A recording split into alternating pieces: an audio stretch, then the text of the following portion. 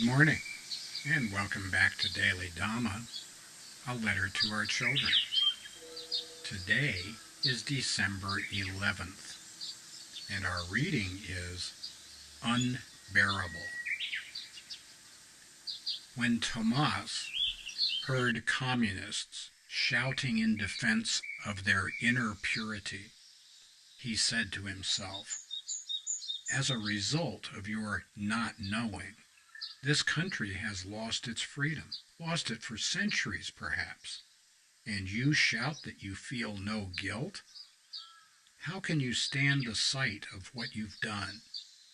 How is it you aren't horrified? Have you no eyes to see? If you had eyes, you would have to put them out and wander away from Thebes." And that's Milan Kundera from The Unbearable Lightness of Being. Tomas, a prominent Prague neurosurgeon, was so pleased with his Oedipus analogy that he put it in a letter to the editor of the newspaper of the Union of Czech Writers, the leading publication for intellectuals, in 1968. When the Soviets put an end to Dubček's Prague Spring, Tomas had his surgical privileges revoked and wound up assigned as a farm laborer until he and his wife died in a car wreck. Oedipus was the mythical king of Thebes who fulfilled a prophecy by inadvertently killing his father and marrying his mother. When he discovered what he had done, he gouged out his eyes with pins and wandered sightless away from Thebes. Czechoslovakia's fate was no better, as it stumbled on blindly for 20 years until Václav Havel and the Velvet Revolution in 1989. So what?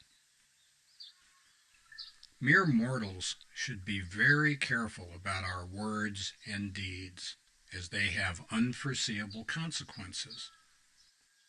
Hubris is the overweening arrogance of people who preempt the free will of others by acting in ways that cannot be reversed.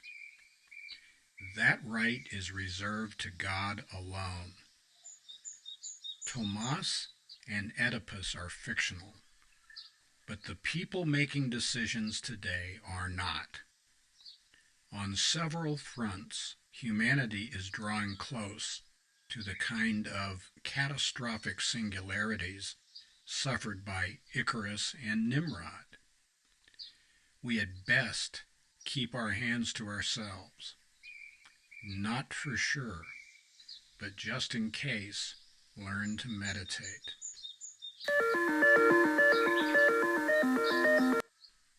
Kundera knew what he was talking about, and we ignore these lessons from history at our peril.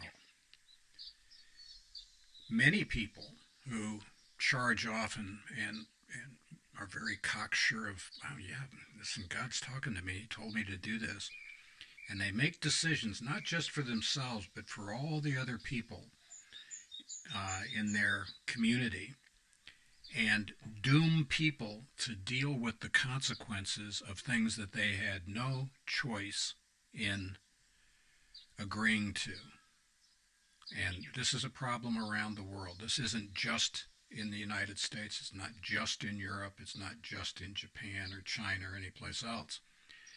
But you know, the elites of the world who join together at the COP 29 or the whatever it is, fly in on their private jets to tisk about how other people need to start eating insects.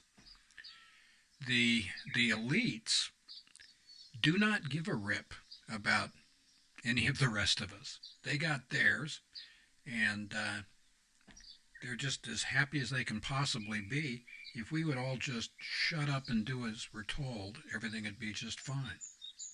Now, there are consequences to this. We are not advocating that people run around and try to start stuff, but we are telling our kids, please learn how to meditate. When the balloon goes up, as surely it will someday, we're going to be left with how can we live with our loved ones with a certain amount of equanimity and grace? And meditation is really the way to do that.